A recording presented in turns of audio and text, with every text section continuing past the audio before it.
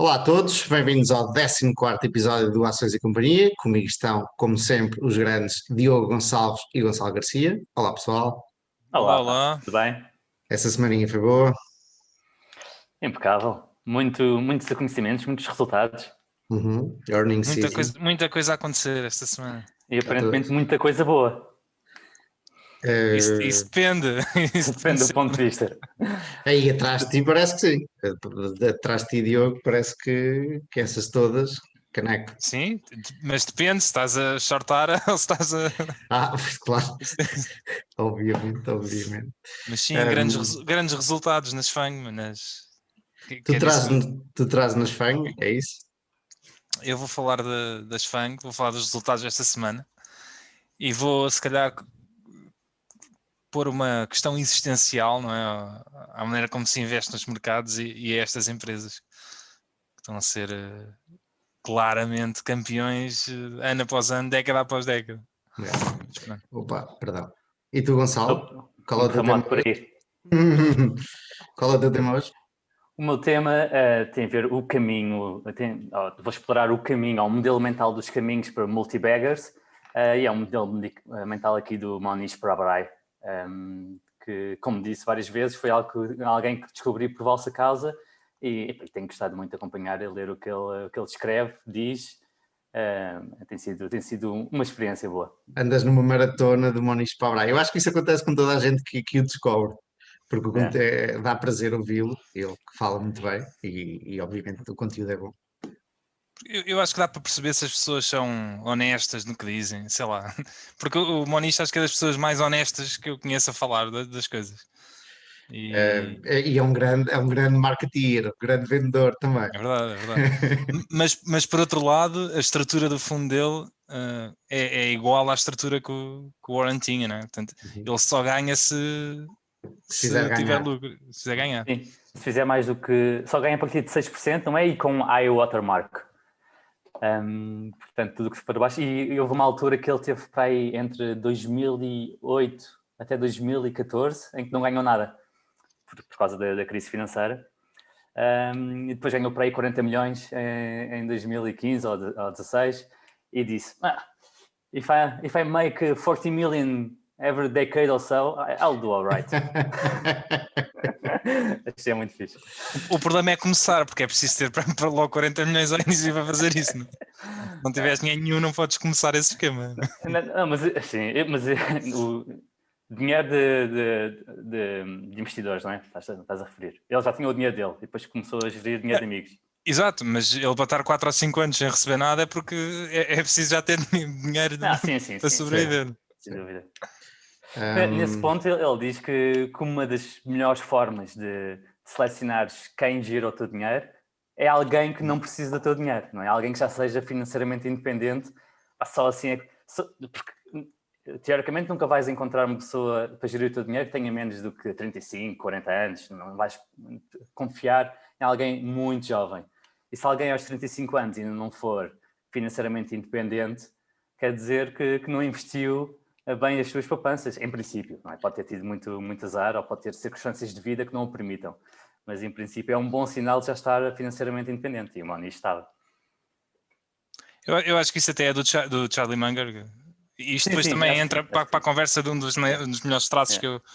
E pelo qual o Moniz Pabra é conhecido, é por ser um copycat natural, não é? Um cloner. A shameful cloner. Exatamente. Shameless cloner.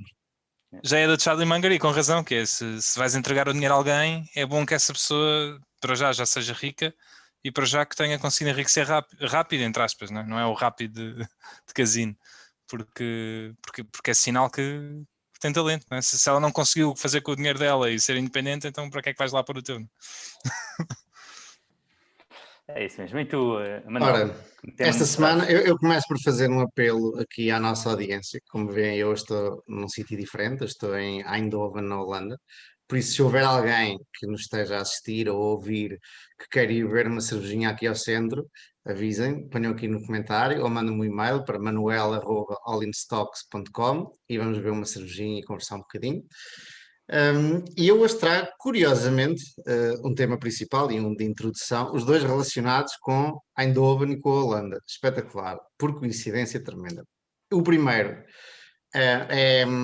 basicamente é um colunar do Value After Hours. No outro dia falaram sobre isto, o Jake Taylor, se não estou a erro o nome dele. E ele estava a falar da fome que houve em 1945, quando a Holanda estava ocupada pelos nazis e havia muito pouca comida, os níveis de comida baixaram imenso. E foi aí que se descobriu a relação entre os celíacos e o trigo, porque a ala do hospital, a secção do hospital ligada aos celíacos, entretanto deixou de ter tantos celíacos, tantos pacientes. E depois, quando o trigo voltou, aí voltaram todos a ter problemas. Foi aí, nessa fome, portanto, obviamente, o lado bom de uma coisa negativa. Pronto, é uma curiosidade interessante. O meu tema hoje, e eu avanço já para ele, é um e-mail que o Nuno Rodrigues me enviou. E o Nuno Rodrigues é o pai do Miguel Rodrigues, que é um subscritor do All in Stocks. E curiosamente o Miguel Rodrigues trabalha aqui e vive aqui em Eindhoven, trabalha na SML, que ainda há bocadinho falámos, que é uma das... e que o Luís Jordão nos comentou no outro dia no episódio 11 ou 12, que era uma spin-off da Philips e agora é a segunda maior empresa europeia. E lá estou eu a bater nisto, porque este computador está aqui em cima de uma caixinha para ficar mais alto. Qual é a maior já agora? Eu não sei, apanhaste-me. Mas se o Luís estiver a ouvir, ou se alguém souber, que nos diga, que comente aqui em baixo. O Nuno Rodrigues parece, eu em conversas com o Miguel, percebi que, ainda antes de conhecer o Nuno, parece um bom investidor e eu ouvi algumas histórias interessantes, até de investimentos em empresas privadas e em situações especiais em Portugal e tudo. Acho que um dia vou gostar de falar com ele ao vivo, por enquanto só falámos por e-mail. E ele mandou-me um e-mail basicamente a expressar o seu receio ou a sua cautela nos dias que correm e pelo facto de achar que o mercado está caro e que, de uma forma geral, e que existem até algumas empresas que estão estapafurdiamente caras e ele disse-me, no e-mail comentou que já tinha passado por vários crashes, que tem 50 e poucos anos e já investe desde os 17, por isso já viu já passou pelos ciclos, já viu várias vezes isto, a euforia e depois a depressão. E ele, e gostei muito, foi um e-mail que vejo que teve ali preparação e eu até decidi responder-lhe hoje a ele, porque são questões que muitas outras pessoas têm, não é? E que nós já aqui falámos várias vezes. Eu concordo com ele que há várias empresas que estão claramente há um hype, não é? E falámos até já aqui de empresas que nem lucros têm e as Hertz da vida e as GameStops e tudo, que entretanto se viu a maluqueira que foi, por razões não económicas. Portanto, existe aqui um hype grande em alguns nomes. É verdade que não há empresas baratas por aí além a toda hora, mas eu acredito que há sempre um bull market em algum lado. Eu continuo a encontrar empresas que considero que estão baratas e que considero serem bons investimentos. Agora, como é que como é que eu avalio se estão baratas ou não? Talvez não seja pelos métodos tradicionais. O que o Nuno fez foi, compilou 19 empresas, uma tabelazinha, mandou-me um PDF com 19 empresas, com o PER das 19, empresas grandes dos Estados Unidos, Johnson, Disney, Coca-Cola, Cisco, Apple, Amazon, etc, etc. E na tabela vinha o PER dessas empresas em setembro de 2007 e o PER em setembro de 2009. Isto para perceber o quanto elas tinham descido em termos de valorização. O PER médio delas todas em 2007 era de 20, em 2009, que era ali, não era no fundo, porque acho que foi em março de 2009, isto é setembro, mas não importa, o PER passou para 10, portanto foi cortado em metade. E hoje em dia, o PER destas empresas médio está a 29, portanto ainda mais alto do que estava em 2007. E eu depois fui aqui ver, ele também põe aqui esta tabela com as cotações, quanto é que elas desceram, etc, etc. Só houve uma cuja cotação não desceu, que foi a Walmart, porque consumo estável, obviamente, e a McDonald's também desceu muito pouquinho, o resto, houve vários porque vieram por aí abaixo, uma loucura. Desceu diz já em 2008, 2009. 2009, sim.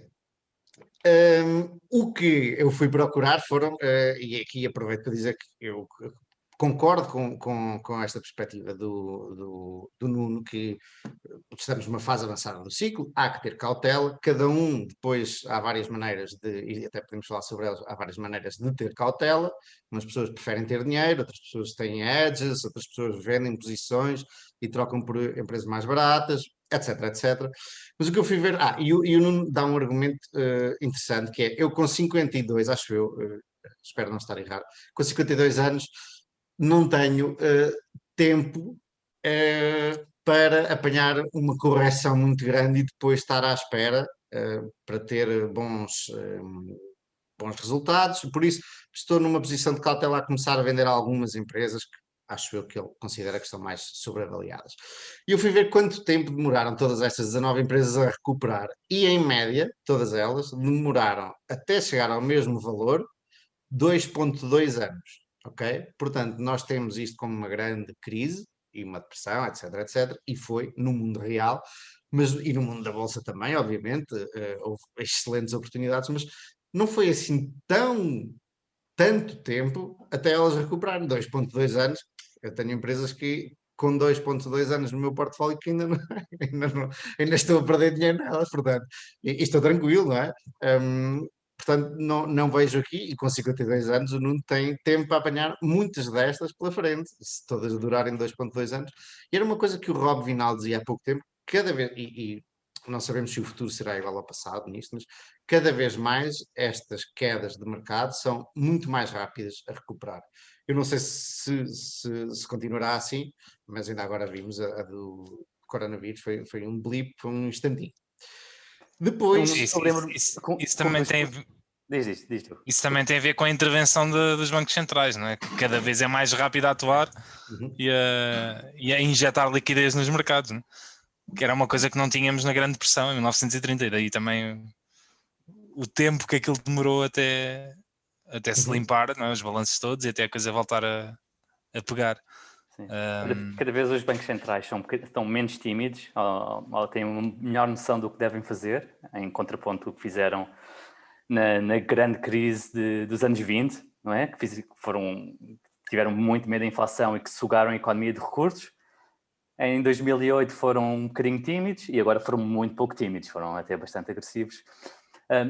Um dos pushback em relação à rápida evolução, à rápida recuperação quando a Bolsa caiu em março do ano passado, tinha sido que nunca tinha havido um bear market tão rápido. Portanto, o bear market não podia ter sido só aquilo. E eu ouvi este argumento vezes e vezes em conta. Nunca houve um tão rápido. Então, pelos vistos, não... há sempre uma primeira vez para tudo. Foi o mais rápido. Se calhar ainda vai haver um mais rápido no futuro. Pois, nunca sabemos o futuro. Eu acho que a situação agora, eu acho que é consensual que os mercados estão caros, não é? O que por si só, não é? É um indício que se calhar não estão assim tão caros, entre aspas, não? Mas acho que é consensual que estão. Mas a história é, as taxas de juros também estão baixas, portanto, o que era um pair alto, hoje não será, não é? Isso não implica que haja bons retornos futuros. O problema das taxas de juros, que é a parte engraçada, que é, ok, as taxas de juros estão a zeros, não é? Até negativas na Europa. E então está tudo muito, muito mais caro, mas o caro é relativo às taxas de juros. Não implica, não é, que os retornos das ações no futuro sejam bons. É óbvio que em comparação 2% é melhor do que negativo e portanto continua a ser apelativo. Mas eu não acho que a maior parte das pessoas fique contente com 2% ao ano, não é? Ou 1% ao ano, ou 3%. E portanto a história de estar caro por causa das taxas de juros é um facto, não é? Mas a única coisa que isso me diz é que os retornos vão ser maus em qualquer lado. Os retornos gerais em todos os ativos daqui para a frente vão ser bastante maus. E a outra parte negativa também de ter dinheiro é essa, é os juros estarem a zero e além disso os bancos centrais estarem a aumentar a liquidez de uma maneira astronómica, e portanto eu também percebo que quem tenha dinheiro ou muito dinheiro de parte e não esteja a querer investir se sinta com receio de ter, não é? porque se eu tenho uma coisa que de repente há mais 2 trilhões, ou mais 4 trilhões, ou mais 6 trilhões de um ano para o outro a existir, não é? Aquilo que eu tenho se calhar não vale tanto. E portanto é uma situação que é muito complexa, porque eu acho que ter muito dinheiro de parte agora é muito mau, mas também não há nenhum sítio para o pôr. É raro encontrar um sítio para o pôr. Eu discordo dessa ok, há menos oportunidades, não são tão frequentes, mas acho que nenhum de nós estaria aqui se achasse que não há oportunidade nenhuma, quer dizer, até podia estar, mas se achasse que não há oportunidade nenhuma, claramente há oportunidades. E em todos os mercados há oportunidades. Sim, obviamente é mais verdade. difícil. É verdade, mas numa situação como a atual, um sítio onde uma pessoa consiga ter 6 ou 7% ao ano, não é? Ou 5%, não é? É visto hoje em dia como um retorno aceitável, porque tudo o resto não dá isso, não é? Isto há 20 anos ou 30 anos atrás, 5% ao ano era... Ninguém, aliás, punha dinheiro em ações a pensar em ter 5% ao ano. Então, se formos aos anos 80, com a inflação a 18, tu ou tinhas alguma coisa a dar acima de 18 ou estavas a perder dinheiro. Portanto, é complicado, é complicado. E óbvio que vai haver sempre sítios, mas é muito complicado hoje em dia haver sítios a darem bons retornos. Olha, eu estou fora do meu ambiente normal, por isso se ouvirem barulho aqui por trás, peço já desculpa. Em relação a isso, Diogo, nós temos aqui o e-mail ou a preocupação do Nuno, eu acho que podemos desconstruí-lo em duas coisas. Uma é, ele está preocupado com a contração do múltiplo. Mas nós, como investidores, também temos de estar preocupados obviamente, com a parte operacional e a parte do negócio, e provavelmente devemos nos preocupar mais com essa, ou ocupar mais tempo nessa parte, e a contração do múltiplo ser só. É uma coisa mais ou menos rápida de ser pensada, que também tem muito que se lhe diga, mas o que eu digo é, ele, apesar de eu reconhecer ou saber que é um investidor experiente e que obviamente olha para os negócios que tem, a preocupação que me chegou, pelo menos no e-mail, foi com contração do múltiplo. Há aqui várias formas de fazer isto. Portanto, e já agora, das coisas que depois também fui ver, não só os dias de recuperar, mas também as vendas. De 2007 a 2009, das 19 empresas, 11 subiram vendas. Só 8 é que desceram vendas. E não desceram assim tanto por aí além. Portanto, os negócios, apesar de ter sido uma crise grande, mas curiosamente estes negócios, por isso é que também são os maiores, chegaram lá porque são os bons negócios, obviamente, mas os negócios, estes especificamente, não sofreram tanto assim. 11 empresas nesses 2 anos, 2007 a 2009, subiram as vendas. E isto, para mim, dá-nos um caminho de atuação. Portanto, é comprar bons negócios e que tenham balanços sólidos e que consigam atravessar crise. Basicamente, é isto que a conclusão que eu tiro, pelo menos deste bocadinho da tabela que ele me enviou e que eu depois adicionei às vendas. E depois, para nos protegermos de uma possível queda, etc., nós temos que garantir, tanto quanto podemos, que o nosso negócio vai continuar lá e provavelmente vai crescer. E aí temos mais algumas pistas, consumo estável, por exemplo, aquela Walmart e McDonald's, vimos que apesar de eles estarem muito mais caras do que estavam em 2007, mas o negócio não piorou, na verdade o do Walmart até melhorou. Outras coisas que não estão relacionadas assim tanto com a economia, tudo o que é saúde, ou muito do que é saúde, MedTech, por exemplo, tecnologia relacionada à saúde.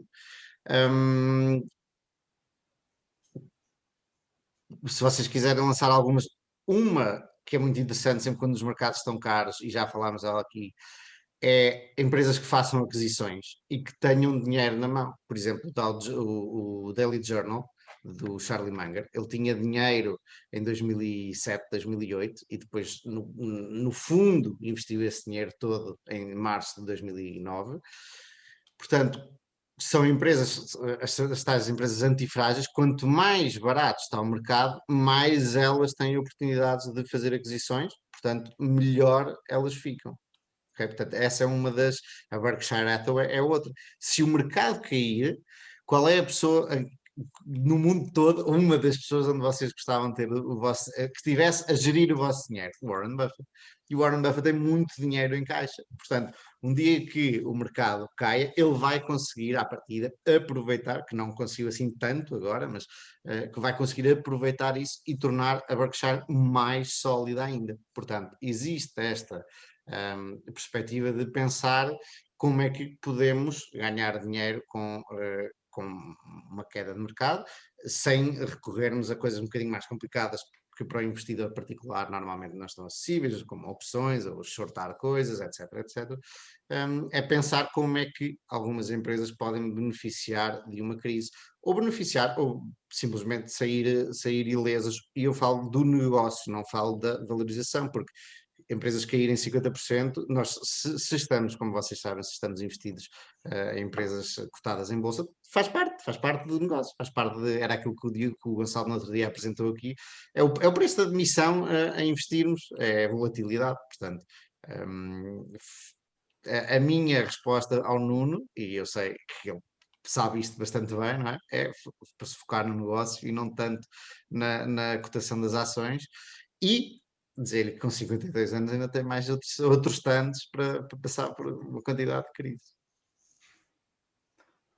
Sem dúvida, eu subscrevo tudo o que disseste e só reforçava aquela parte de como uma salvaguarda ter uma empresa que consiga investir em alturas de crise. Portanto, se tivermos investidos em empresas com relativamente pouca dívida, ou empresas como a Berkshire, que tem 140 mil milhões de dólares para investir, que é para aí 25% do market cap, o melhor que podia acontecer à Berkshire seria uma queda muito forte nos mercados, em que eles pudessem realmente alocar aquele dinheiro. Provavelmente a Berkshire também ia cair se houver uma correção transversal a todos os ativos, mas a prazo isto seria muito melhor para quem aguentasse a posição. E a questão, nós também estamos a pôr as crises todas no mesmo saco, não é? Uhum. Na verdade não são. Uma das coisas que o Rob Vinal disse em relação a esta crise do Covid e da pandemia, que foi altamente benéfica para todas as empresas que sejam de software ou da era digital, foi que isto poderia perfeitamente acontecer ao contrário, e quem não acredita nisso, ou quem não tem isso nos seus planos, nas suas previsões de risco, é porque não está a ver a big picture, que é a ver qualquer coisa, um vírus ou uma coisa qualquer, que de repente impeça o mundo digital de funcionar. Um massive cyber attack. E nós tínhamos que estar a fazer as coisas todas fisicamente, e portanto isso é um risco que também existe. Da mesma maneira que ninguém via o Covid e o mundo físico parar, também a maior parte das pessoas também não vê isso para as empresas digitais. Portanto, nem todas as crises são iguais, e é preciso também tentar... Eu dessa não sei como fugir, a não ser que tenhas imobiliário e coisas, ou tenhas o nome das ações, mas mesmo assim, epá, o mundo ia dar uma grande volta quando isso acontecer. Como também deu agora, de outra maneira, e na verdade muitas tendências simplesmente aceleraram, não é? Mas a ideia é a história dos riscos estão naquilo que tu não prevês, não é? Aquela história de apostares no cavalo, na corrida de cavalos, e só existe um cavalo a correr e tu apostares todo o dinheiro nele, só existe um cavalo. Portanto, vendes a casa e metes tudo, este gajo não pode perder. E o cavalo começa e tal, e a meio da pista, ele em vez de ir à frente, salta pelos lancios de lado e foge da pista e não acaba. E tu perdeste o dinheiro todo. Há aqui um ponto de transição para o teu tema, Diogo. Ou é para o Gonçalo? É o Gonçalo primeiro? O que é que nós decidimos? Sim. O Gonçalo, para qualquer um de vocês. Que é o Nuno, não, porque hoje entrelaçam-se bastante bem os temas. O Nuno usou um pé, e depois até me mandou aqui um livro que eu ainda não li, que vou ler, deixem-me ver qual é o livro, já agora para recomendar. Mas há empresas a terem lucros ainda hoje em dia? Usar peras, meu. O livro é o Contrarian Investing, desculpa, que eu ainda não li. E a história é aquela que já sabemos e que normalmente até é por onde se começa a aprender, é que quanto mais baixo o PER, mais barata está uma empresa, e eventualmente vai cair menos do que as que estão caras. Mas hoje em dia eu devagarinho começo a moldar a minha opinião e as minhas convicções. E obviamente eu tenho, como vocês sabem, algumas empresas que oticamente têm PERs de 30, mas tudo isto obviamente é uma função, ou os retornos futuros são uma função do crescimento e do retorno sobre o capital dessas empresas, não é? Um PER de 30, se amanhã a empresa estiver a lucrar o dobro, amanhã é um PER de 15, não é? Portanto, o PER por si só diz muito pouco.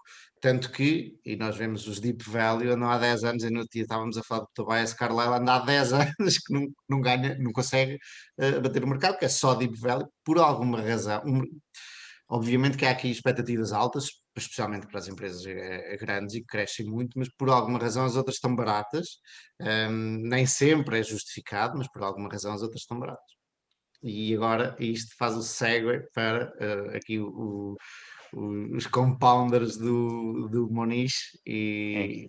O Moniz, curiosamente, ele teve uma evolução de mais deep value para mais quality growth durante a pandemia. E ele diz que a pandemia, apesar de todas as mortes e ter sido terrível para muita gente, para ele foi uma boa introspeção, o facto de estar em casa, pensar, e ele então fez uma palestra para uma universidade em que falava sobre esta introspeção dele, e que ele descreve como sendo o caminho para as multi-baggers. E pegando Há que explicar, desculpe interromper-te, Gonçalo, há que explicar o que é uma multibagger. Provavelmente a maior parte das pessoas já sabe, mas pode haver alguém que não sabe o que é. Exato. Uma multibagger basicamente é algo que multiplica o teu investimento inicial. Portanto, uma multibagger 10 seria multiplicar o teu investimento inicial por 10 vezes. Portanto, bagger é como levar vários sacos de dinheiro, possivelmente. Convém.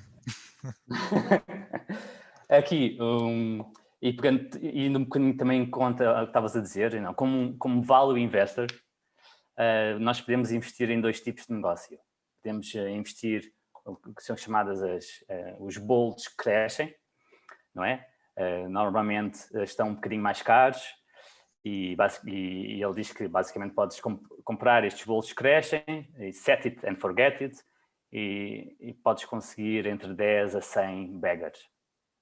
O que podes fazer também é investir em bolos a desconto, discounted pies. Isto implica muita atividade, porque compras algo por 50% do valor e depois vendes perto de 100%, portanto, e implica uma rotação muito mais alta, não é muito vantajoso fiscalmente e é muito difícil fazer mais do que 2, 3 vezes o investimento inicial, portanto é muito difícil ter uma multibagger à séria. Aqui, ele depois... Esta comparação, ele chega à conclusão que acaba por ser menos arriscado tentar investir em growing pies, porque basicamente tens de acertar muito menos vezes. Porque nas discounted pies fazes as tuas 2 vezes porque encontraste uma, mas depois tens de encontrar outras oportunidades para reinvestir esse dinheiro e, entretanto, pagas impostos. E pronto, passando aqui para então, como encontrar os bolos que crescem, não é? Os multibaggers. Ele também faz aqui uma diferenciação entre os vários bolos que crescem. Portanto, um exemplo, o primeiro tipo de bolos que crescem seria aquelas empresas que são altamente focadas. Portanto, empresas como a Costco, a Chipotle, o McDonald's, que são players muito focados e com uma pista de levantamento muito grande. Outro exemplo seria, ou outro tipo de growing pies, seria os grandes alocadores de capital. E ele dá o exemplo da Berkshire e da Exor, que realmente têm tido gestão à frente da empresa que apesar de estarem investidos em investimentos muito diversos, têm sido muito bons ao capital e, portanto, também crescem ao longo do tempo. Também falo nos canibais, ele se chama Uber Cannibals, que basicamente são empresas altamente focadas em fazer buybacks.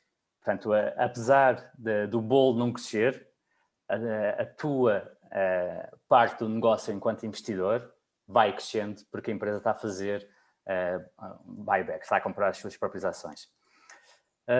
E ele deu o exemplo aqui da NVR, que é uma empresa de construção de casas nos Estados Unidos, que entre 66 e 2020 comprou 80% das ações que estavam em bolsa e foi uma 70-bagger.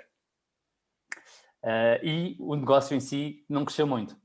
Era isso que eu te ia perguntar. Tens métrica? Tens alguma coisa em vendas? Não, acabei por não ir ver. Okay. Como é que se chama? Que eu, enquanto falas, eu vou ver. É NVR. E foi desde quando? Esse período? 66. Ui, não tenho tão atrás, mas ok. Sim, mas vai eu conseguir. Acho que também é para aí uma 30-bagger nos últimos 20 anos. Ok. Portanto, o que encontrares, põe em relação ao preço. Seria giro ver. Há outra assim, que é a Credit Acceptance, que até já falámos várias vezes. Bem, o negócio cresceu ligeiramente, mas a maior parte do retorno foi eles já recompraram 80% das ações também. Exatamente. E depois outro tipo de ações deste tipo de ações de growing pies seria deeply undervalued players, ou seja, por algum motivo, estas empresas tornaram-se muito, muito baratas. Por acaso, a Chipotle teve uns problemas com comida, não é? Ficou muito, muito barata. Até o Bill Ackman comprou para aí 10% da empresa e fez multi-bagger com ela. Mas ele dá outros exemplos, como a Fiat Chrysler, que ele comprou e curiosamente vendeu durante a pandemia, mas mesmo assim fez bom dinheiro com ela, que acabam por ser turnarounds que correm muito bem com empresas que também tinham algumas pistas de levantamento. E um último tipo, que é o tipo que ele parece estar mais entusiasmado neste momento, é algo que o Diogo já tinha falado há uns tempos, que são os spawners. Basicamente, os spawners são aqueles peixes que ovulam. Portanto, põem muitos ovos e esses ovos depois dão origem a mais peixes. E estas são as empresas que continuadamente conseguem ovular negócios relacionados e não relacionados com a própria empresa, que é o caso da Amazon, não é? Exatamente. São essas empresas que estão atrás de ti, Diogo. É o caso da Amazon, da Alphabet, a Alibaba, a Tencent, que já falámos aqui, e estas empresas, ao fazerem estas ovulações, não só estendem a sua pista de lançamento, como também fazem alguma cobertura de risco, porque são negócios, muitas vezes, não relacionados com um negócio matriz. E ele depois vem descrever um bocadinho do qual é o ADN de cada uma destas empresas. E basicamente o ADN tem a ver muito com a convicção profunda da importância de adicionar e incubar novos negócios que têm o potencial de ser grandes máquinas de crescimento. Estas empresas esperam que muitos destes óvulos falhem, não é? Que morram. Por exemplo, a Amazon criou um telemóvel, o Fire, que eu lembro-me bem, e aquilo foi um flop, mas pronto, eles não hipotecaram a casa para desenvolver o telefone, e se tivesse corrido bem, possivelmente eles teriam um iPhone nos dias de hoje.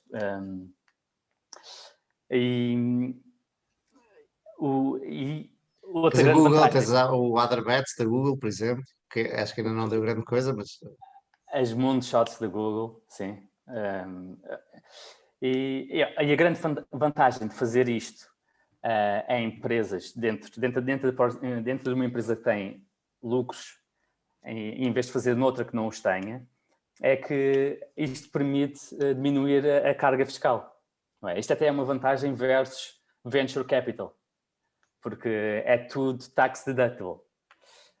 Isto basicamente é tens o governo a financiar-te a custo zero o desenvolvimento destas empresas. E esta é outra vantagem também em relação aos canibais, porque um canibal, para comprar as suas próprias ações, precisa primeiro de ser rentável e pagar impostos sobre esse dinheiro, a não ser que seja malone, não é? Consiga fugir aos impostos como deve ser, mas normalmente precisam de pagar impostos sobre o dinheiro que criam e depois sim recompram as ações. Excelentes tópicos para criar um screener ou para ter em consideração quando estamos a ver a empresa. Eu, obviamente, não tenho nada contra nenhum deles, mas como cada vez mais me estou a virar para empresas mais pequenas, diria eu que é muito mais difícil saber, como tudo no investimento, saber-se a priori que uma empresa se vai tornar numa spawner. Eventualmente já podes, não, como a Peter Lynch, já não precisas de investir nelas no início, não é? Podes apanhá-las a meio, é verdade. Sim, é um pouco por aí. Ele depois desenvolve muito o tema dos spawners. Eu talvez ia guardar isto para um outro episódio, porque ele vai mesmo... E depois, entre cada spawner, por exemplo, estávamos a falar da Alphabet. Ele vê a Alphabet como um spawner que consegue fazer negócios adjacentes, consegue fazer negócios embrionários, consegue fazer cloner e consegue também fazer não adjacente. Portanto, adjacente seria a Alphabet ter feito o Chrome. Não é? Já era um motor de busca e adjacente seria ser também o browser do motor de busca. Criar negócios de raiz, portanto, criar negócios embriónico, eles adquiriam negócios incipientes, como o Android, o YouTube, a Waze, o DeepMind, agora a Fitbit, e vão criá-los de raiz dentro da Alphabet. Ou pelo menos vão desenvolvê-los de raiz. Cloner, eles fartam-se de copiar algumas coisas. E não adjacente, também o facto da Alphabet estar agora a investir fortemente na Google Cloud e também na Waymo, aquela do Autonomous Driving. Portanto, e este sim, é curioso como é difícil fazer isto tudo na mesma própria empresa sem perder bem o foco.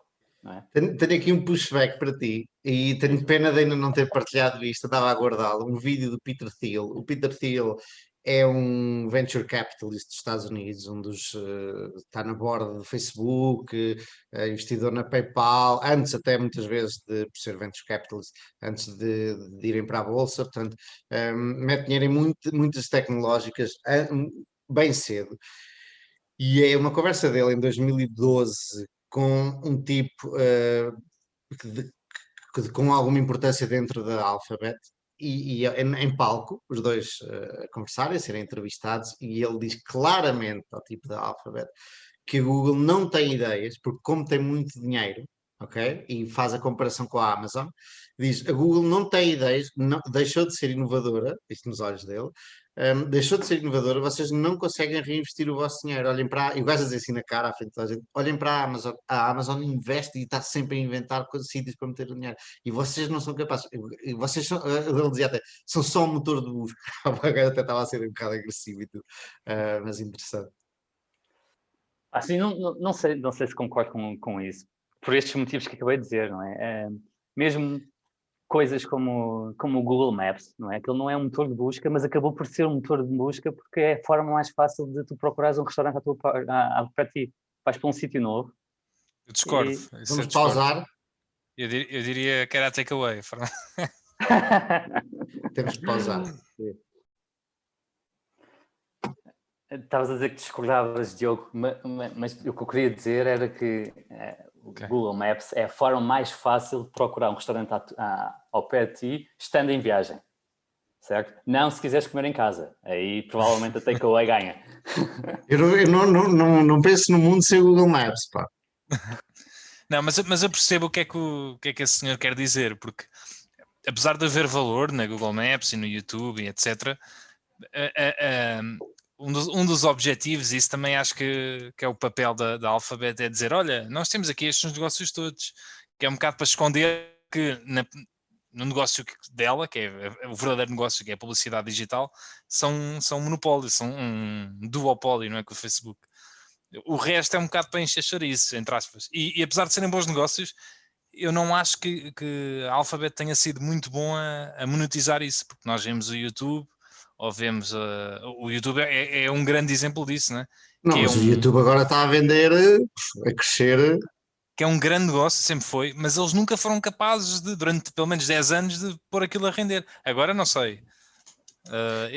Agora com os anúncios, acho que é a coisa, a secção, o segmento mais em crescimento dentro da Amazon. Eles duplicaram, não sei se duplicaram, mas eles aceleraram muito os anúncios. Não sei se têm reparado, o YouTube tem muito mais anúncios agora ao YouTube, também porque tem o plano de subscrição, não é? Claro. Então... Eu, por acaso, uso o Adblocker, portanto, não... Mas durante muitos anos, no YouTube, toda a gente do mundo, quase ocidental, pelo menos, ia ao YouTube, e aquilo não dava o dinheiro que aquilo devia dar, não é? Agora tens o Facebook Watch, pá, Facebook Watch. Mas não tinha um grande preço em monetizar. E há, por exemplo, também não há grande preço em monetizar o Google Maps. Não é? Aquilo é usado... mas eu aí ainda percebo a vantagem, porque eles usam o Google Maps para a publicidade deles.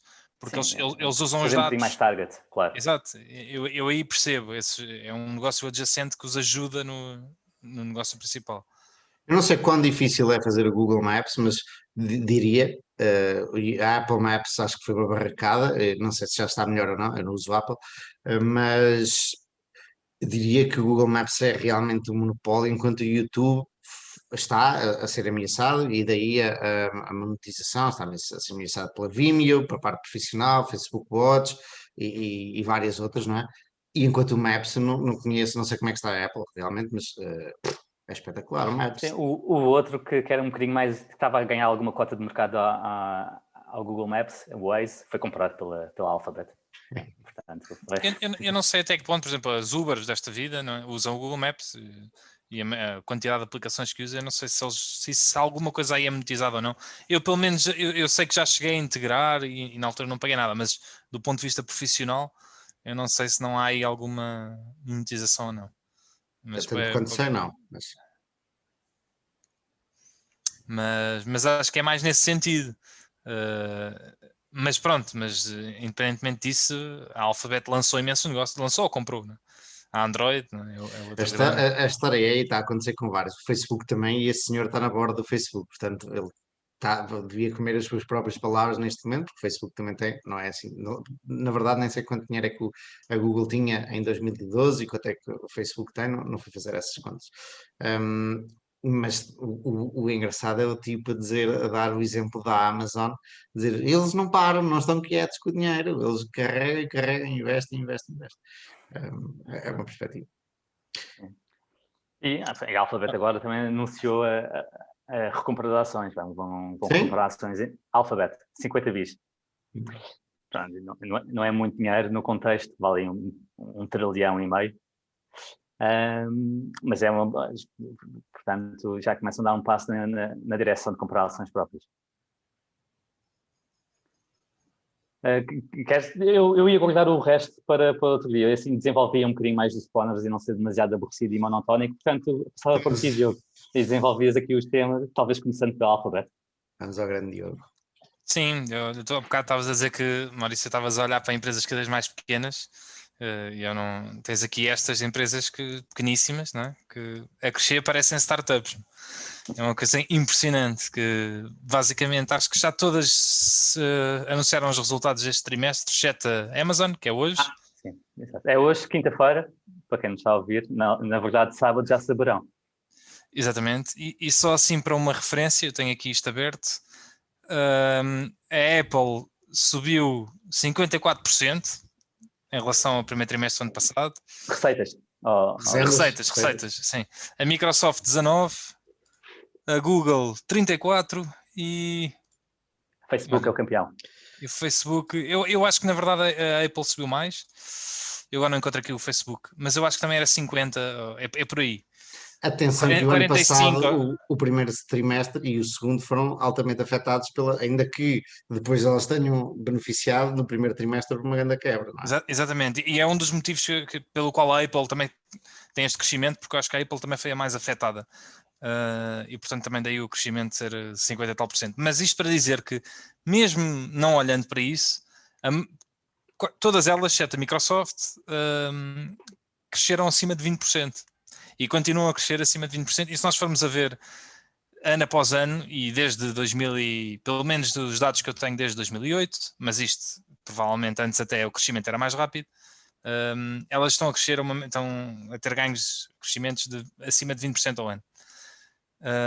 Isto é completamente surreal para empresas que valem perto de 1 trilhão ou 2 trilhões ou valores completamente absurdos.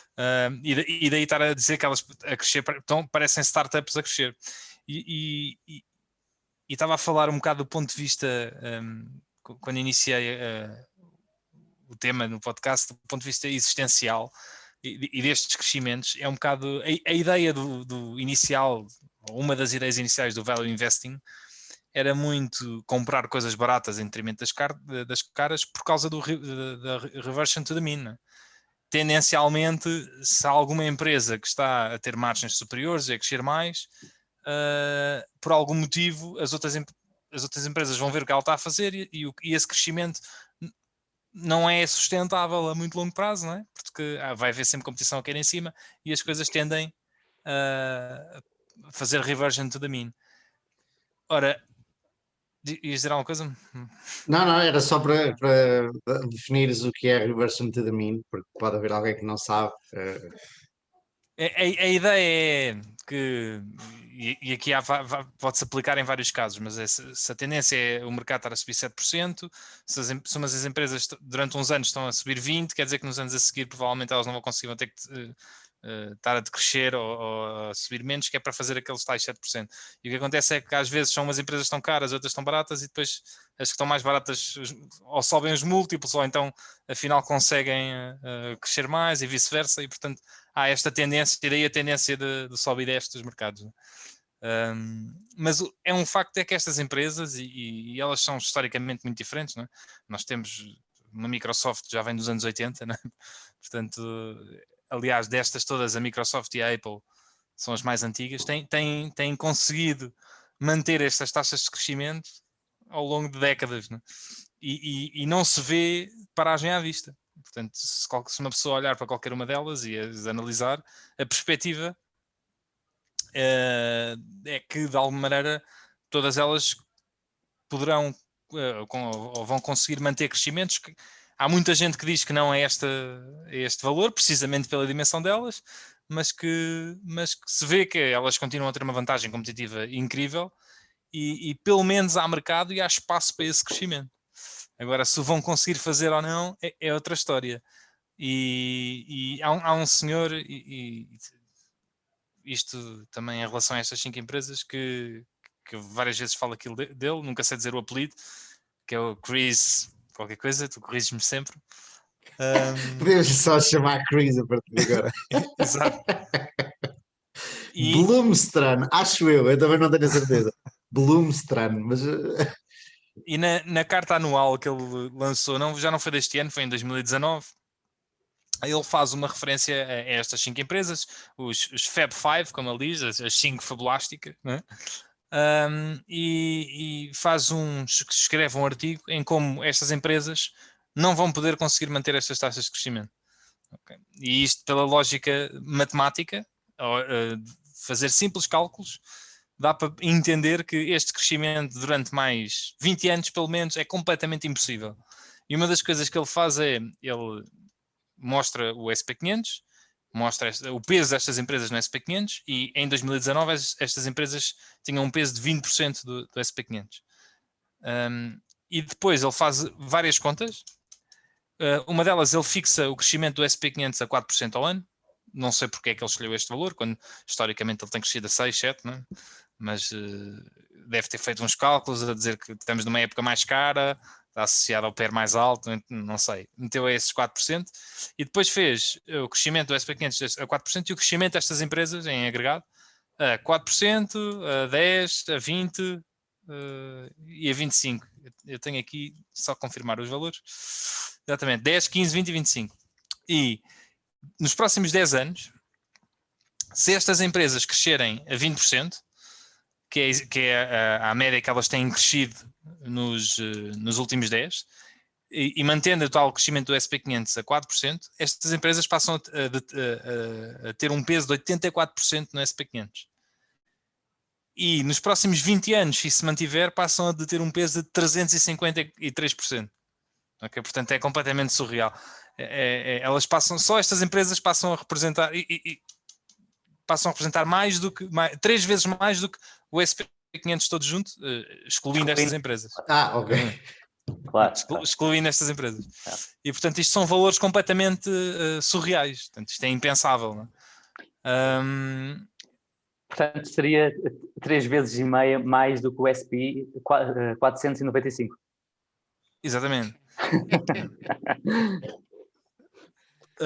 Valeriam, se calhar, e agora sem dizer disparados, porque eu também não sei, quase tanto ou um valores consideravelmente maiores do que se calhar metade das empresas públicas dos Estados Unidos. Ele tem ali, ele tem naquela tabela que enviaste, e depois nós temos que pôr o link, não é, em baixo, que é 90 bis, não é, se crescessem assim a 15% durante os próximos 20 anos. 93, exatamente. Enquanto o resto, portanto, o S&P 495 valeria 63. Isto é 15%. A 20% já seria de 203. 203, que eu não sei se não vale mais do que todo o tecido empresarial hoje em dia dos Estados Unidos. Isto agora são valores que... Portanto, e é óbvio que nos próximos 20 anos vai haver crescimento e, portanto, isso contrabalança um bocadinho, mas isto para dizer que a 20% ao ano durante mais 20 anos seria completamente impossível, de um ponto de vista matemático. Mesmo a 15% a coisa já é complexa. E, portanto, o que ele diz é que provavelmente, se estas empresas conseguirem retornos de 10% nos próximos 10, 20 anos, já é um crescimento bom e mesmo assim já vão mantendo um peso cada vez maior na economia. Mas quem é que está à espera que elas cresçam como estão a crescer durante de 20 a 30 anos? Tipo, toda a gente está à espera que elas... Aliás, deve ficar toda a gente surpreendida e daí aos pops, sempre que saem estimativas, não, sempre que saem os resultados, como aconteceu esta semana, porque as pessoas não estão à espera que estas empresas tão grandes continuem a crescer a taxas de 40% e 20%. Óbvio, ninguém está à espera disso. Portanto, é ingénuo dizer isso, não é? Mas se não houver crescimentos, então... Ou seja, o que ele diz é que... Não, se não houver crescimento, eu não sei se, e por acaso podemos fazer as contas, se a valorização que está implícita hoje, ou o múltiplo que está implícito hoje, não tem isso em consideração. Ok? Não está a dizer, não precisa, para justificar a valorização de hoje, não precisa vou crescer dizer, a 30% durante 30 anos. Eu agora vou dizer de cabeça, mas todas elas têm um múltiplo superior a 20. Sim. A certa altura não precisam, mas para tudo... Se analisares o Facebook e tirares o net cash, é 20 e picos. Pronto, para algo que cresce, que tem crescido aquela não, o Facebook é 31 sem net cash. Não, mas analisando o first quarter. Ok. E, atenção, mas a certa altura estas empresas podem começar a comprar ações brutalmente, não precisam de crescer. Tu tens toda a razão, Gonçalo. Olhando para o crescimento, não é? Eu não acho que esteja caro. O problema é esse crescimento ser sustentável, não é? Sim, ou seja, os múltiplos não parecem estar a indicar que as pessoas esperem que cresçam por sempre. Uma coisa era ver o Facebook e Alphabet a um PER de 100, claramente a assumir um retorno excepcional. Outra coisa é ter entre 20 e 30, que é onde estão agora. Para justificar os 20 e 30 não precisas crescer muito por aí além. Principalmente se for 20 e 30 sem grande risco. Não é? Isso E sem grandes investimentos, exatamente. E não precisas de construir novas fábricas, precisas de investir em servidores e em pessoas. Eu aí, é assim, 20 e 30 também, entre 20 e 30 também vai uma grande escala, mas eu acho que... porque eu estava a fazer Facebook e sim, mas se uma empresa tiver a um PER de 30 e se estiver a crescer a menos 10% ao ano, que é a teoria dele, que não vão conseguir crescer, e isto depois é em agregado, obviamente que pode haver umas que cresçam mais, desde que as outras cresçam menos, mas se tiver com um PER 30, um múltiplo 30 e a crescer menos 10% ao ano, eu não acho que seja nada barato. Repara.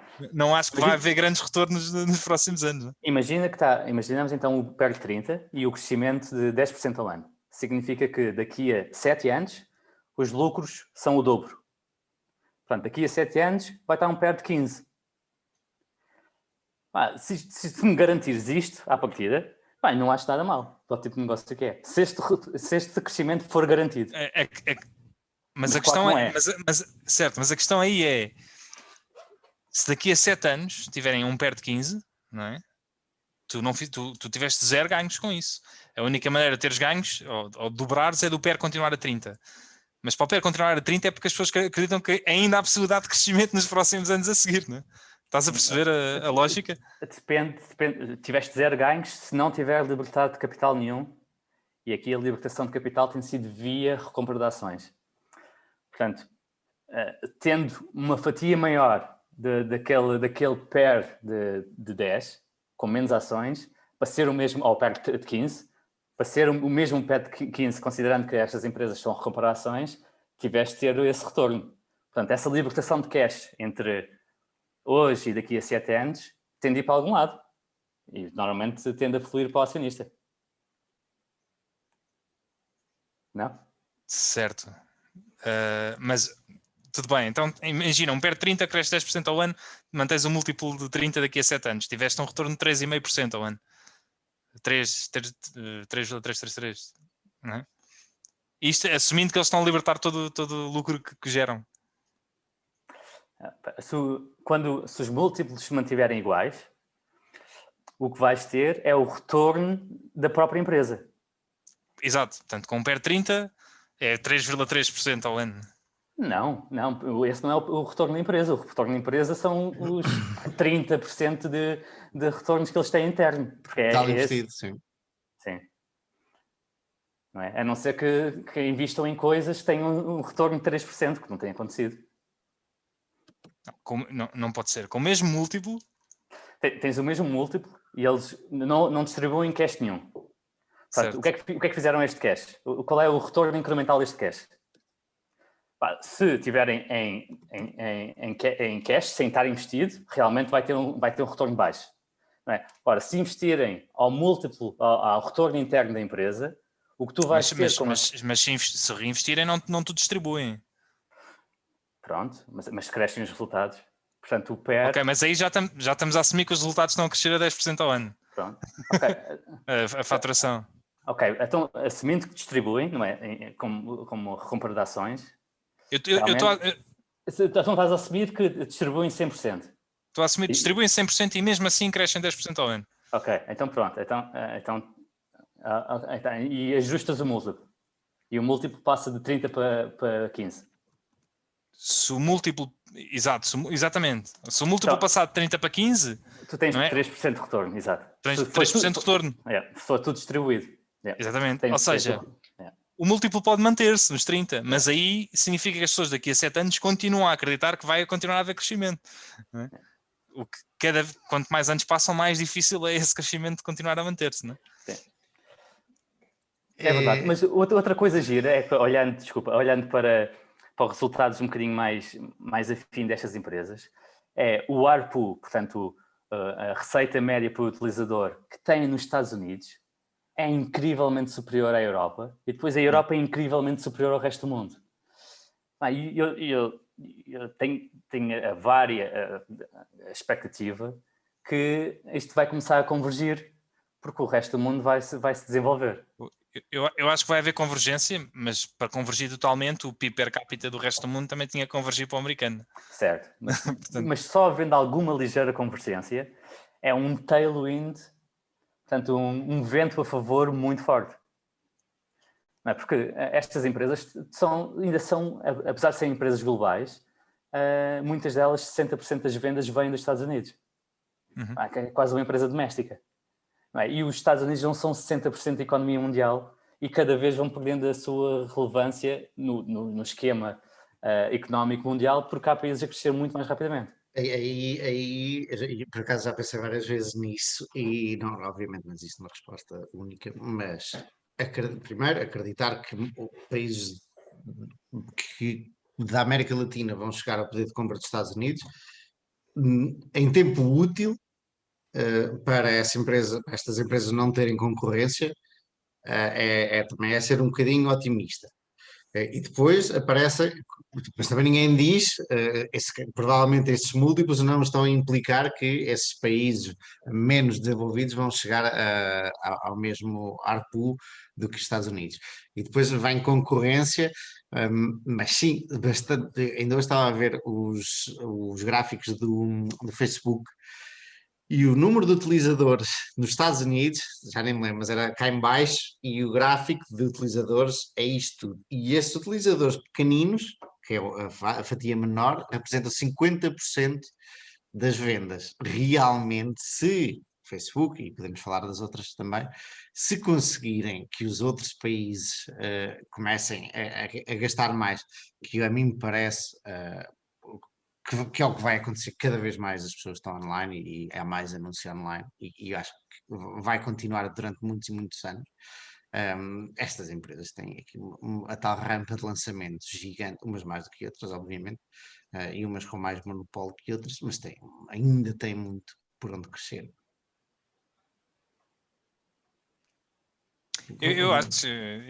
Aliás, eu acho que são todas empresas incríveis, né? E eu acho que elas vão continuar a crescer, mas eu sou mais cético em relação ao crescimento delas. E cada uma por razões diferentes. Eu percebo isso, isto agora em relação ao Facebook, eu percebo isso e eu acredito perfeitamente que quer o mercado europeu, quer o resto do mundo, os gastos vão aumentar nos próximos anos. Portanto, isso vai ser uma tendência positiva. Mas eu duvido muito que nas próximas décadas os gastos que os utilizadores da Europa cheguem a níveis parecidos, e isto na Europa, parecidos aos dos Estados Unidos, muito menos em África ou noutro país, porque simplesmente porque não faz sentido as pessoas gastarem mais em publicidade, porque os utilizadores depois não vão gastar, o retorno não é tão grande, porque as pessoas não gastam tanto dinheiro. Não é? Um país da Nigéria daqui a 20 anos, não é? Um cidadão comum não vai gastar tanto dinheiro do que o americano. Pode haver países que eu acho que vão ter grandes crescimentos na Ásia, se eles conseguirem, e isto no caso do Facebook, se conseguir agarrar muito bem alguns países asiáticos, mas na Europa, por exemplo, imaginemos o caso de Portugal, eu não acho que o nosso ARPU em Portugal vá crescer muito por aí além nos próximos anos. Simplesmente porque acho que o país em si não vai enriquecer assim tanto nos próximos anos. Não, mas mas é só uma questão de market share. O país pode estagnar, mas só a transferência do físico para o digital, muitas pessoas começam, tu vês a toda a hora, está sempre a comer com anúncios, muitas pessoas passam a consumir e a mandar vir online, a consumir serviços online, a mandar vir comida, tu próprio sabes isso bastante bem. Portanto, a economia, obviamente, se crescer melhor, mas pode não crescer, é só uma passagem, uma transferência do offline para o online. E à medida que tu tens a Europa tem uma população muito envelhecida, provavelmente, e agora aqui estou a divagar um bocadinho, mas provavelmente muitas das pessoas que estão no topo da pirâmide são pessoas mais velhas que consomem menos online, mas a malta nova que vem aí vai consumir mais coisas online. Portanto, eu não sei os ritmos, a que ritmo isto é, cada país terá o seu ritmo, mas é natural que aconteça que exista um crescimento só pela transferência de cota de mercado do offline para o online. Sim, mais do que em cima dessa transferência do offline para o online, ainda tens a criação de mercado novo no online, não é? Porque no online consegues fazer um targeting muito mais focado, que não fazia sentido a uma... por exemplo, a ti nunca te faria sentido publicitares o teu serviço de subscrição numa televisão nacional, e pode fazer sentido no Facebook para alguém em Portugal que esteja naquela semana a ter procurado sobre ações. Mas isso não é algo novo, isso já é o que se faz. Isso é verdade, mas isto não é uma transferência não é uma transferência de um sítio, de um bolso para outro. É mesmo a criação de uma proposta de valor nova. A questão é que para o Maurício, por exemplo, gastar mais em publicidade em Portugal, como os americanos gastam, é preciso que haja do outro lado americanos dispostos a gastar dinheiro nas subscrições. Claro, e há muito mais isso nos Estados Unidos, simplesmente porque a riqueza per capita é muito maior. Sim, e portanto compensa-te, não é? Mas o que eu disse, o que eu falei foi numa convergência, não falei que iam igualar, que parece realmente um bocadinho utópico e as avaliações não parecem estar a considerar isso. Mas só havendo alguma convergência, e principalmente da Ásia para os níveis europeus, que ainda são para aí metade dos níveis dos Estados Unidos, já seria um vento a favor bastante considerável. Alguma dessas aí no teu portfólio, Diogo? No meu não. Porquê? Não? Nenhuma delas? Não, mas sei lá, se eu pudesse ter alguma...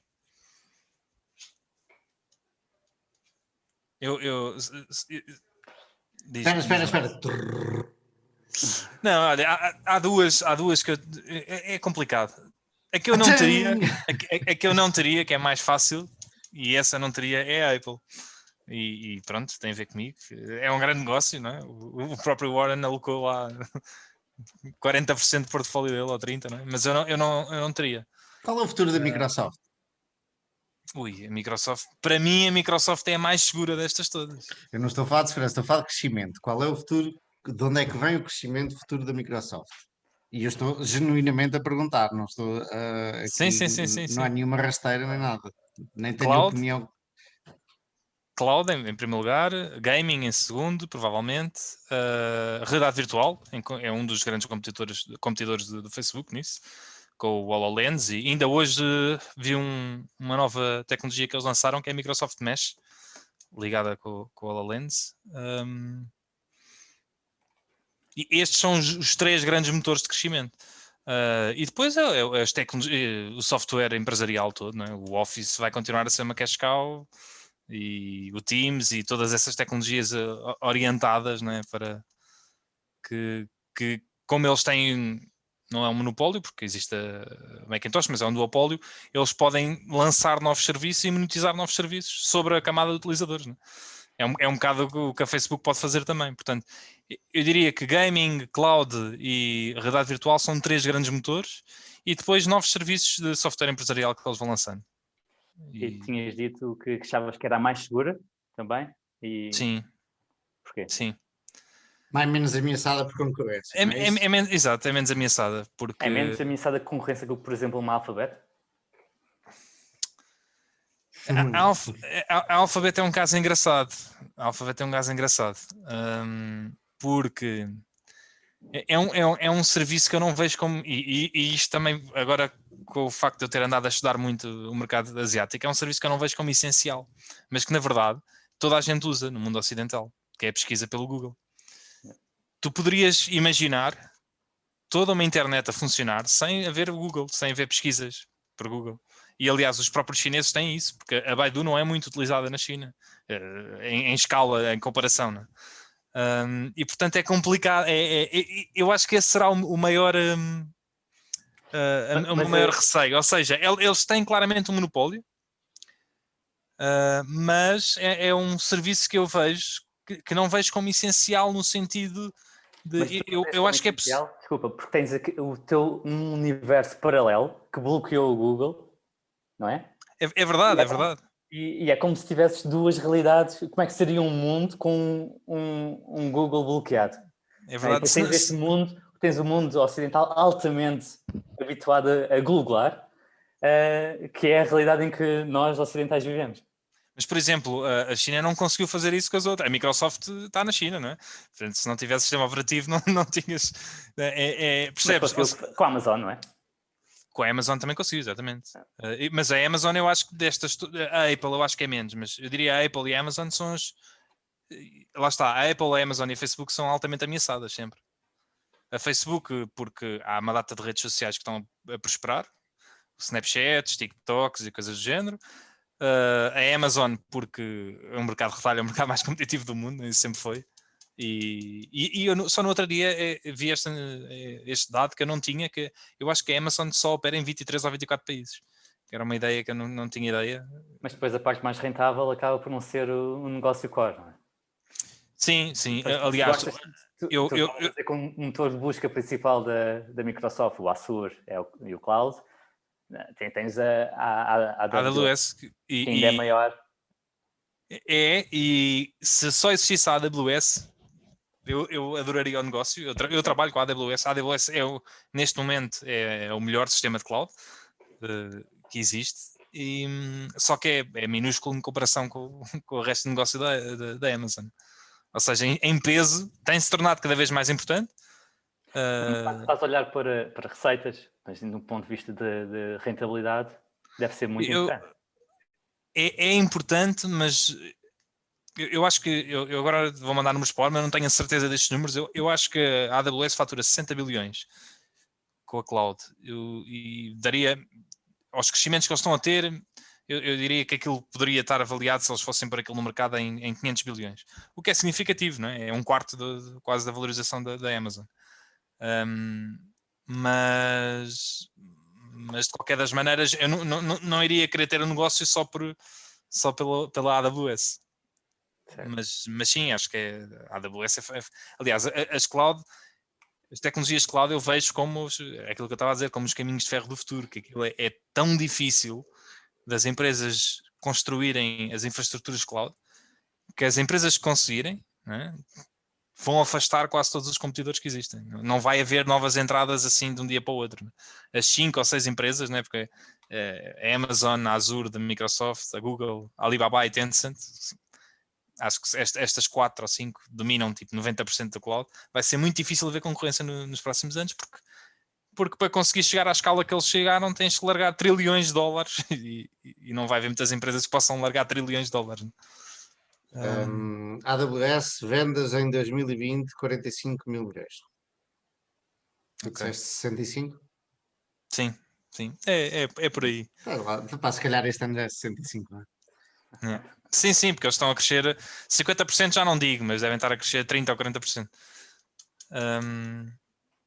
Se eu tivesse alguma, ou era Microsoft ou era a Google, sim. Mas são todas, aliás, se uma pessoa tivesse um portfólio só com estas 5, tinha feito retornos de 20 e tal % ao ano nos últimos 30 anos. Assim, tinha batido o Buffett e eu diria que estavam perfeitamente diversificados, porque apesar de serem tudo meio tecnológicas, elas trabalham de maneira diferente. E tu não tens o N, desculpa Gonçalo, mas tu não tens o N, tens o M. Te falta daí Netflix, não sei porque é que trocaste para o M. Porquê? Porque eu acho que a Netflix não está à escala destas empresas. Mas muitos melhores retornos para os acionistas nos últimos anos. Sim. Olha, uma empresa que há várias, na verdade, mas eu ia falar desta agora, falar dos múltiplos e dos crescimentos que estavas a falar há bocado do Moniz, que era a Shopify, que eu no outro dia mandei-vos lá a mensagem. A Shopify tem crescido a 80 e tal % ao ano, nos últimos 10 anos, 7 ou 8 anos. Se tu tivesses pago 100 vezes o múltiplo há 8 anos atrás, era uma pechincha. Não é? Aliás, eu acho que se tivesses pago 200 vezes o múltiplo, tinhas batido o mercado. Múltiplo de vendas? Múltiplo de vendas, sim. Sim, lá está, é aquela história. Mas sim, é um modelo mental, e estávamos a dizer isso no grupo, que eu não tenho de conseguir pôr este valor de mercado em perspectiva, ou até do qual seria o preço justo a pagar hoje pela Shopify. Tens esse modelo mental? Tens uma ideia de quanto estarias disposto a pagar por ela? Pela Shopify em concreto, por exemplo, a Shopify eu não pagaria. Há aquela história típica, e agora para ser muito simplicista, há aquela história típica das empresas SaaS estarem avaliadas a 10 vezes vendas, é o valor normal. É quase como 10 vezes o PER de 10, né? Ou o PER de 20. Se queres ter um retorno de 10%, pagas um PER de 10. Não é? Sim, eu no caso da Shopify, eu acho que isso não faz sentido. Okay? Porque há várias métricas, na minha opinião, se deve analisar numa empresa SaaS, e elas não são todas iguais. E a Shopify, por exemplo, um lucro, um euro de vendas na Shopify não é um euro de vendas que é na Slack, por exemplo, ou na Wix. Olha, e que tal fazermos um episódio só sobre Spotify? Shopify. Shopify, sorry. Temos de fazer. Era interessante. Porque eu gostava de olhar para ela também, especialmente por causa do Facebook. Porque o Facebook está a tentar tornar-se o Alibaba cá do sítio, ou seja, do mundo todo, menos China. E tem uma parceria com o Shopify, que tu tens toda a tua loja no Facebook, mas o Shopify, e eu ainda estou para entender isto perfeitamente, a Shopify trata de gestão de inventário, etc, etc. Não sei muito bem qual é as condições da parceria, mas se o Facebook chegar a ser aquilo que quer ser, que é o líder mundial do e-commerce, e sem, não é como a Amazon, é simplesmente, não tem distribuição, portanto é simplesmente o que é virtual, intermediário, a Shopify ainda tem muito que beneficiar daí. Portanto, há um entrosamento que pode acontecer, que as duas se tornam muito mais fortes, quanto mais a outra se tornar mais forte. Portanto, achei interessante e eu gostava de olhar para ela, para a Shopify. Acho que, obviamente, está caríssima, não é? Oticamente. E daí acho que eu gostava de ter esta conversa. Basicamente, eu não te queria ouvir agora, Diogo, porque queria ter argumentos para conversar contigo. Não, sim, eu não sou nenhum especialista na Shopify, também teria que ir olhar para ela. Eu já estudei várias SaaS e é uma área que eu interesso muito. No caso da Shopify em concreto, eu teria que analisar melhor para ver isso. Mas uma das coisas, uma das referências que eu estava a dizer era esta, que é o facto de €1 faturado numa Wix é muito mais valioso do que €1 faturado na Shopify, porque as margens brutas numa não têm nada a ver com as margens brutas noutras. E isso faz toda a diferença. Portanto, a Shopify, apesar de ser uma SaaS, não é uma SaaS clássica. E depois é preciso avaliar aquilo, não é? Porque uma Slack ou uma Wix tem margens brutas acima de 90%. Praticamente isso para outro dia. E a Shopify só tem 60% de margem bruta. Mas isso implica quase uma valorização, a valorização cair para metade. Claro, em termos, sim, com múltiplos de vendas, claro, assim, com menos rentável for. Não é 50 e 90 ou 60 e 90, tens que cortar a valorização para metade. Um terço. Meus senhores, meus caros amigos, chegamos ao fim do nosso tempo. Aliás, hoje até esticámos um bocadinho mais, mas eu acho que a conversa estava tão interessante. As FANG realmente são muito interessantes, por isso eu deixei a coisa correr. Mas fica aqui o reto para vocês. Não precisamos estudar a fundo, em profundidade a Shopify, mas eu quero quero continuar esta conversa, não para a semana, porque ainda vou estar uma parte da semana aqui na Holanda e não vou ter tempo, mas provavelmente daqui a 15 dias, ou quando tivermos tempo de olhar para a Shopify os três, temos uma conversa. Pode ser um episódio especial, não é? Pode ser o próximo episódio especial, exatamente. Foi um prazer enorme, meus caros amigos. Um abraço. Um abraço.